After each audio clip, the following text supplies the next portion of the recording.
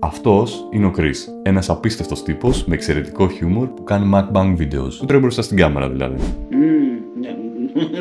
Δεν δοκίμασε ακόμα. Η πίεση που δέχεται ωστόσο για να χάσει βάρος είναι τρομακτική. Αντιμετωπίζει σχόλια, προκλήσεις και κάθε είδους πίεση προς αυτή την κατεύθυνση. Ο ίδιος φαίνεται να μην έχει καμία διάθεση για αλλαγή, οπότε όλες οι προσπάθειες καταλήγουν σε αποτυχία. Το challenge δεν μπόρεσα και δεν ήθελα να το κάνω, γι' αυτό το λόγο αποχώρησα. Δεν θέλω να δυνατήσω, είμαι μια χαρά έτσι πως είμαι και είμαι χαμής με τον εαυτό μου. Προφανώς όλοι θέλουν το καλό αυτού του ανθρώπου, αλλά το να πιέζουμε κάποιον να κάνει κάτι που δεν θέλει, δεν φαίνεται και πολύ αποτελεσματικό, έτσι. Μήπως θα ήταν πιο βοηθητικό να τον υποστηρίξουμε εφόσον ο ίδιος το επιθυμεί να βρει το δικό του κίνητρο για αλλαγή. Οι άνθρωποι με αυξημένο ή και μειωμένο βάρος υποφέρουν συνεχώς από το στίγμα του βάρους. Ας μην τους επιβαρύνουμε άλλο. Σκέψου το αυτό την επόμενη φορά που θα προσπαθήσεις να πιέσει κάποιον να αλλάξει, έστω και για το καλό του, και να είσαι πολύ προσεκτικός με το πώς θα διαχειριστείς ακόμη και τις καλοπροαίρετες συμβουλές σε αυτό το θέμα.